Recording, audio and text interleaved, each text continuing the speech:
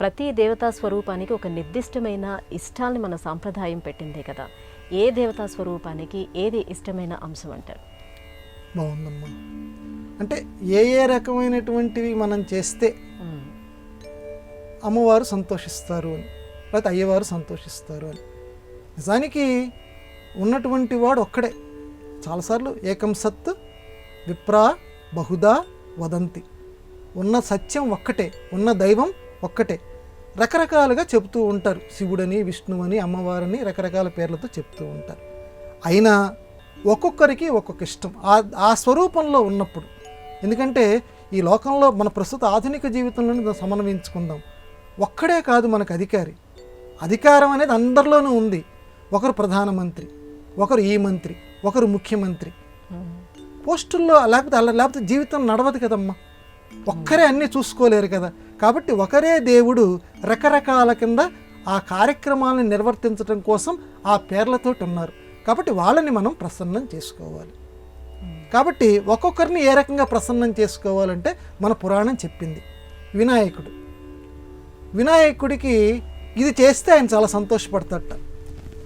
ఏం చేయాలి అంటే మిగతావి చేసినా సంతోషపడతాడు. ఏం చేస్తే సంతోషపడతాడు? ఆయనకి ఉండ్రాళ్ళ నైవేద్యం పెట్టాలట. నైవేద్యం అంటే చాలా ఆయనకి ఇష్టంట వినాయకుడికి. కాబట్టి నువ్వు ఏది చేసినా చేయకపోయినా నైవేద్యం కనుక ఆయనకి జాగ్రత్తగా అందజేస్తే వినాయకుడు చాలా సంతోషిస్తాడు. ఇక శివుడికి నైవేద్యాలు గీవేద్యాలు జాంతనాయి. ఆయనకి కావాల్సింది అంటే నైవేద్యం పెట్టద్దని కాదు అక్కడ ఉద్దేశం. అంటే అధికంగా చేయమని. వినాయకుడికి నైవేద్యం ఒకటే అని కాదు, మిగతావి కూడా చేయొచ్చు. కానీ వాళ్ళకి ప్రధానంగా కావాల్సిన విషయాలు నేను చెప్తున్నా. శివుడికి అభిషేకం అంటే ఇష్టం. కాబట్టి నువ్వు మిగతావి చేసినా చేయకపోయినా చక్కగా ఆ నమ్మక జపకాలు జపిస్తూ ఆ స్వామివారి మీద అభిషేకం చేస్తూ ఉండు. ఆయన చాలా సంతోషిస్తాడు. అందుకే ఇప్పటికీ శివాలయంలో ఇప్పటికీ మనం చూడొచ్చు, పైనుంచి ఒక బొట్టైనా సరే ఆ శివలింగం మీద పడుతూనే ఉంటుంది. అలా పడుతూ ఉండేట్టుగా అలా ఏర్పాటు చేస్తూ ఉంటారు. ఆయనకి అభిషేకం అంటే ఇష్టం. మరి విష్ణుమూర్తి, ఈయనకి నైవేద్యాలు పెట్టు సంతోషిస్తాడు. అభిషేకంలో ఏదైనా నీళ్ళు అది చేస్తే కాళ్ళు గడుగు సంతోషిస్తాడు. కానీ వీటన్నిటికంటే ఆయనకి చాలా ఇష్టమైనది ఏంటంటే అలంకారం.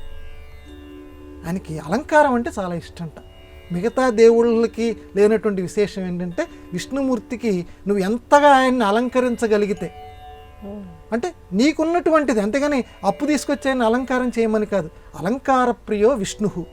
అలంకారాలంటే ఆయనకి చాలా ఇష్టం. కాబట్టి ఉన్నంతలో నీ ఇంట్లో ఉండే స్వామిని, ఇప్పుడు సామాన్య స్త్రీ కూడా తన కొడుకుని ఉన్నంతలో ఏ రకంగా సింగారం చేస్తుందో ఆ రకంగా నీ ఇంట్లో ఉండేటువంటి విష్ణుమూర్తిని నీకున్నంతలో అలంకారం చేయి చక్కగా.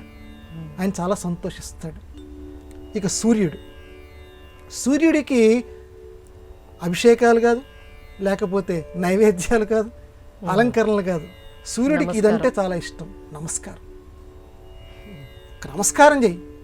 ఉదయం లేచిన వెంటనే చక్కగా నువ్వు నీ కాలకృత్యాలు తీర్చుకున్న తర్వాత, స్నాన సంధ్యాదులు అయిన తర్వాత చక్కగా ఆ స్వామివారి ముందు నిలబడి, ఆ సూర్య నారాయణుడు అంటారు.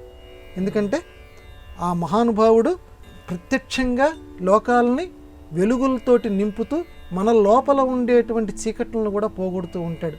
ఆయనకి నువ్వు చేయగలిగింది నమస్కారం ఒక్కటే. నమస్కార ప్రియో సూర్య. నమస్కారం అంటే ఆయనకి చాలా ఇష్టంట. ఈ రకంగా ఒక్కొక్క దైవానికి ఒక్కొక్కటి ఇష్టం అని మన పెద్దవాళ్ళు మన సంప్రదాయంలో చెప్పారు. నేను మొదటే మనవి చేసినట్టు ఆ ఒక్కటి చేయొచ్చు, మిగతావి మానేయమని కాదు.